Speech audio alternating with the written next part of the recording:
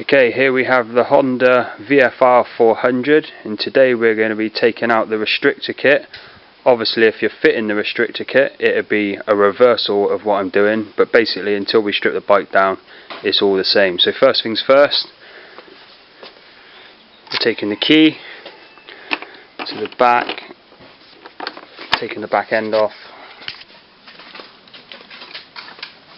just taking out the last bolt on one side. As you can see they're all the same length, which means chuck them down, it don't matter, they're all the same.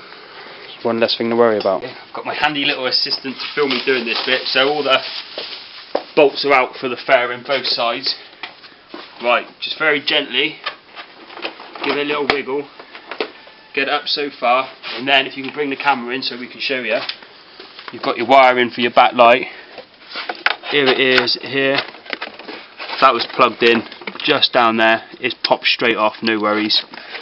And then it's just a case of very gently making sure it doesn't catch on anything, just pulling it out,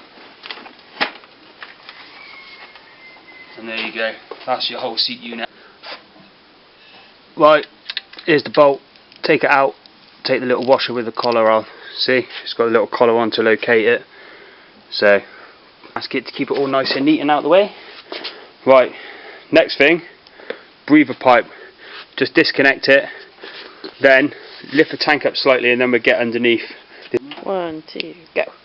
Okay, right, I took the bolt out, I've lifted the tank up, that's one pipe there, vacuum pipe, and then your main fuel feed. Obviously if you come down it's got the normal little clip, I've moved it out of the way and I'm just trying to prise it off now, lovely jubbly, and then I'll come out so I can show you this side. Just going to very gently and carefully lift the tank out of the way. Okay, we're now ready to take the airbox off. We've got a few screws on here, 7 of them. 1, 2, 3, 4, 5, 6, 7. So just get them all undone and then take the airbox off. So I've already taken them off, give it a little wiggle and we're off. Right. Okay, airbox off. Just to get the rest of it. 1, 2, 3, 4 little screws, 1 breather pipe or vacuum pipe, not too sure so I shouldn't really comment, just a pipe, that's what I'll say, just a pipe. Get out of the way, pull it out. Right, choke cable goes there, it's a fixing at the end of the tip in there where the nipple goes. Right, that's that, so you disconnected that, that goes out of the way.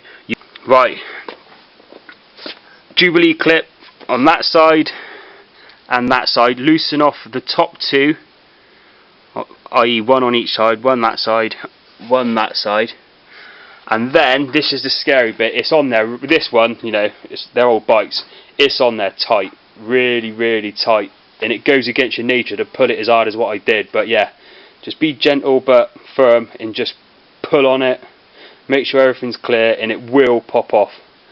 So I did that and look, it's now all free, so I'm just going to disconnect the throttle cable now and then we'll have access to the restrictor.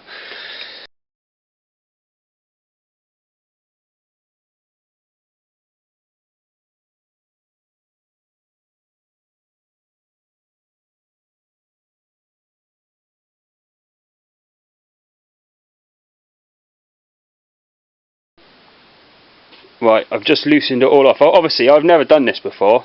I trained as a mechanic when I was a kid, but that's cars, but you know, I've rode bikes for nearly 20 years, so I'm used to playing. But look, there's your restrictor there.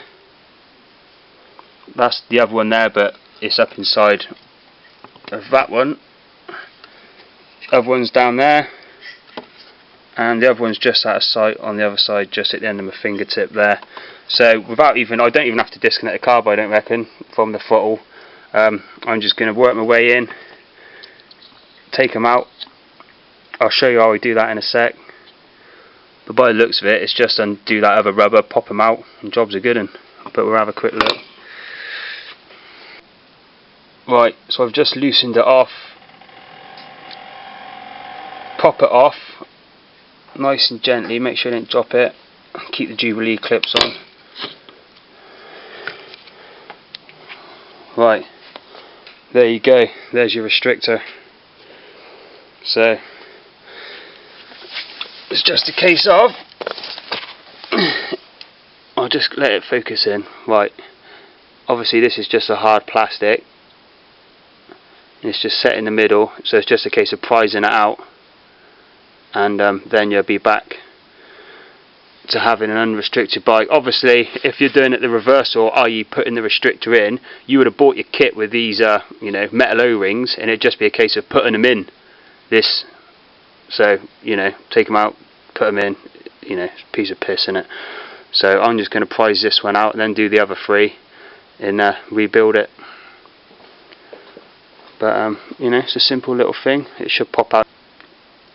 Okay, what I used, you know, you use what you've got. I haven't got, you know, I'm a bit limited for what I've got because I haven't got my own toolbox where I'm living at the moment. But, you know, there's your screwdriver. I just gently put it over the top and just wiggled it until it popped out. So there you go, that's the O-ring out. Obviously if we were putting the restrictor in, like I said, it'd just be a case of, we've got to this stage, you've got your new restrictor, pop it in there like that, pop them in, you know, use a bit of whatever, a bit of lube, and you're good to go. Then back to the rebuild. Right, that went pretty successful. Just a quick note, I thought I'd mention this. So imagine this is sitting down on top, so the carburetor slots in to it like that, and that one, the other side, goes into the engine. If you notice, you know, they put the right in on the top. It doesn't make a difference from what I've noticed, there's no difference in it, but they do that. And also it goes in the bottom groove, not the top one. I thought I'd mention that because if you look in, it is ridged, so you could naturally assume it does go in the top one, but it goes in the lower one, so just make sure of that. I'm only obviously going on the assumption from the people that fitted, but we did take it to a professional garage, you know, who no doubt had fitted loads of these because it's quite common, and they put it in the lower one. So, you know, I can only assume that is the correct place, so just be aware of that, put it in the lower one. Just something else I'd like to point out, on these seals, just at the tip of my thumb, it does say carb, and then over to that side it says up, so that means that goes into the carb underneath. So you can imagine that's sitting on the engine, then the carb goes on top.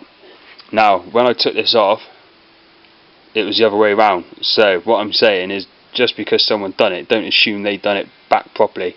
I happen to have a Haynes manual that I've been using as guidance, and it does say make sure you get the rubbers the right way round, and make sure it's not coming out. Yeah, you can just about see it. Make sure that when it's sitting on, faces up towards the carb, because obviously it probably doesn't sit as well as it should do if it's the other way around, because it is different. You can see, you know, it's got these different grooves either side, and on the other side you've just got two big ones. On the other side it's two little ones and a third slightly bigger one, so just be aware of that. Okay, right, bit of a nightmare getting that carb back on. It is real hard work. I found lubing up the plastic piping a little bit easier to get it on. Right, airbox back on, make sure you connect up all your pipes. Obviously there for your fuel, that's your breather, so just check everything, make sure everything's nice and tight, because if you fuck it up, it's all got to come apart again. So I've checked it all over, now for the tank and the bodywork. Right, the bike is back together, and it's actually this young lady's bike, so I've de-restricted it for you. Now, proof's in the pudding, I'm confident.